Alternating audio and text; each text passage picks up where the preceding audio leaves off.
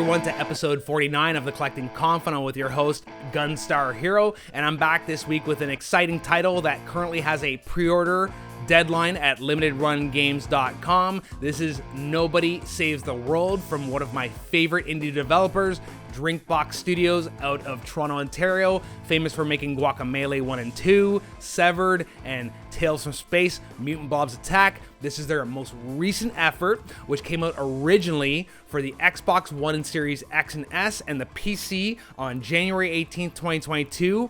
Then in April 14th of 2022, got PS4, PS5, and Switch releases on all platforms. This is open for pre-order until Sunday, July 23rd at 11:59 p.m. Eastern Standard Time, again via limitedrungames.com.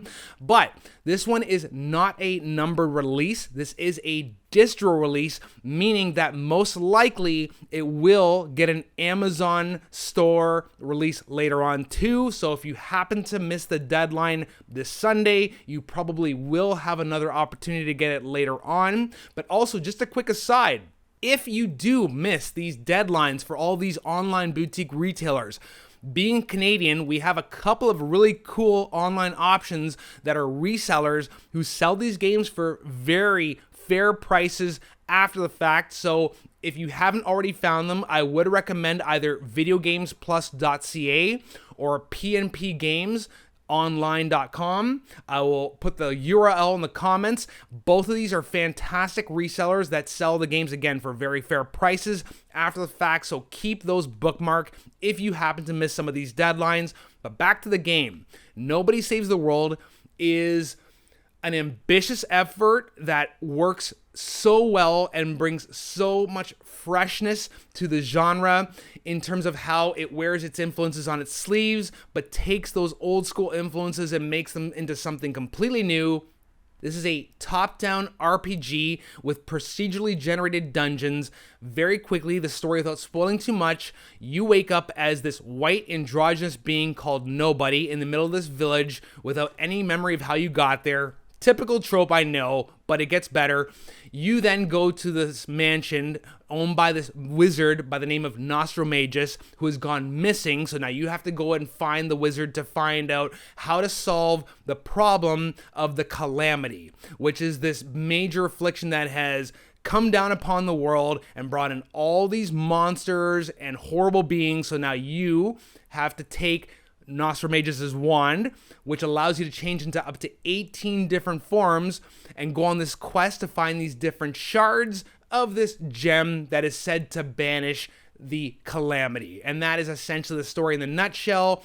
And now we get into the main gameplay mechanic, which of course is changing into all these different forms or job classes, hence the inspiration of Final Fantasy Tactics that the developers noted, in addition to the inspiration of Legend of Zelda, which is apparent in the overall world design, the combat mechanics, and then the puzzle solving, and so on and so forth. Let's get into the job classes, because this is one of the best features of the game. So again, you use your magic wand to transform into rats and archers, guards, dragons. There are so many unique and often hilarious job classes with their own strengths, weaknesses, and specific active and passive abilities that you can actually swap between the different job classes. Meaning, let's say you're playing as the rat, you can also equip some of the abilities of the archer, and so on and so forth, to create almost infinite customizable loadouts and different scenarios and different ways of approaching combat and exploration that keeps the game very fresh from moment to moment. And I will say that that is one of the game's major pros, is its flow. If you've ever played a Drinkbox Studios game, you'll know that the controls are always wonderfully buttery and the flow just feels great from moment to moment, because in this game, Nobody Saves the World, it's designed with respect for the player's time. There are constant checkpoints. The missions are all usually of a good length that can be done very quickly, and you constantly feel like you're getting rewarded whether you're playing for half an hour or an hour or 2 hours. There's always something to hold your interest and keep you going from moment to moment without feeling too frustrated or feeling like you're doing a bunch of useless grinding. So let's dive a bit more into how you progress and how the forms play out, because I find that the way this was done was very clever in the sense that the developer found ways to force you to use all the different classes if you really want to see the end of this game, because during the initial testing, they found that some players were getting a little too comfortable with some of the forms, specifically with a rat, which you unlock early on in the game, and admittedly is an incredible form with some awesome capabilities.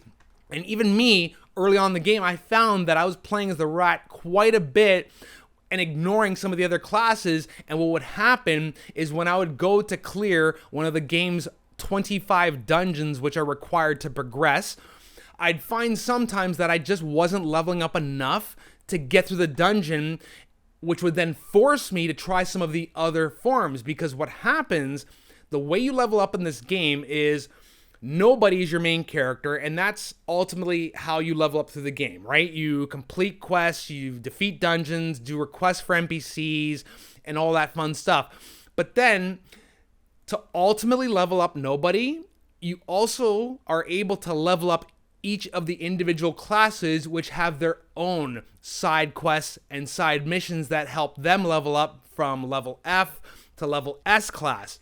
Now, if you don't do all the individual leveling up of all the different forms, you're only going to hit a certain point. So that's why you have to go try out all the different forms. And then what's interesting about that is that each of them have their own side quests that require specific loadouts, so that it also gets you comfortable with mixing and matching active and passive abilities and trying all these different scenarios to, again, keep the game fresh from moment to moment and to never truly get too comfortable. It's always trying to take you out of your comfort zone, which I appreciate. I did mention that there are dungeons in this game, including 5 legendary dungeons, which can only be accessed by collecting a certain amount of stars, which are this game's currency. So to get those stars, yes, you are going to have to traverse the world, do a bunch of different quests, and try out all the different characters if you're going to want to meet those minimum requirements for being the dungeons. And then the dungeons itself get very interesting in the fact that they are procedurally generated. So every time you try to tackle a specific dungeon, the layout's going to be different. The enemy placement's going to be completely unique. Again, in line with the game's theme of keeping you on your toes. And then the dungeons themselves are going to have specific prerequisites, whether one dungeon maybe only has 1-hit kills, another dungeon has no health pickups. There's always going to be very specific challenges to each unique dungeon and a certain level cap that you need to reach to be able to beat it. Now, if you're finding that you're a little underpowered, typically what you'll do in an RPG is you'll go back into the game, do some grinding, go beat some enemies up in the overworld, do a bit of side quest in an attempt to get up to that level cap you need to do. The nice thing about this game is that the grinding never feels irritating, because there's always a new form to try, always a new side quest to do, there's always a new part of the map to discover. So in essence, you're not really doing these repetitive activities to grind, you're always doing something fresh and unique and entertaining while you're trying to reach that new level cap. So definitely a plus in my books. The soundtrack by Jim Guthrie is fantastic and really fits the mood, and just like any other Drinkbox game, it's the total package. You have the excellent hand-drawn graphics, the quirky soundtrack, the hilarious humor, and the buttery smooth game mechanics. This game has it all, and in ambitious quantities. Plus, you can actually tackle this game with another player if you want to. You can do it solo, you can do it online or local co-op. There's DLC to attack, the Frozen Hearth expansion. There's a new game plus mode. I'm 30 hours into this game. I beat the main game, and I'm still doing the new game plus, doing the DLC expansion. There's a lot to sink your teeth into in this game if you want it.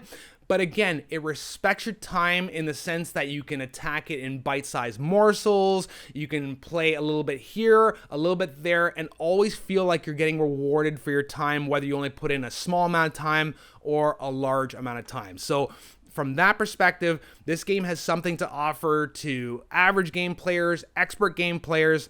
The only knock I will give about this game is that sometimes some of the quests can feel a little outbalanced in relation to the rest of the game in terms of like an exceedingly hard challenge that feels weird in certain scenarios.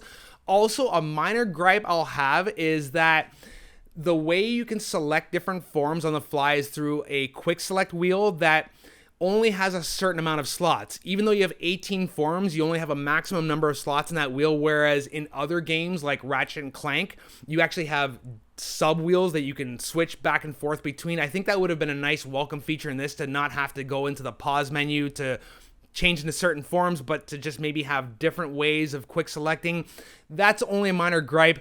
Otherwise, the game feels beautiful to play. It's a true treasure and is getting all of its great reviews for a great reason. So that, in essence, is Nobody Saves the World, the latest effort by Drinkbox Studios, now open for pre-order from limitedrungames.com until Sunday, July 23rd at 11:59 p.m. Eastern Standard Time for the Switch, the PS4, and the PS5. There, of course, is going to be the standard version for $39.99 US, which is the game and the manual. But then for all of you hardcore fans, there's going to be a deluxe edition for all the platforms for $64.99 US, which is going to come with a big box, a CD soundtrack, stickers, and a pin. And I'd say the soundtrack, to have this one on a physical format and CD, this is one of the better soundtracks. Because again, it is just quirky, not your typical average RPG soundtrack, but this isn't your average typical RPG game. It's got elements of Zelda, it's got elements of Final Fantasy Tactics.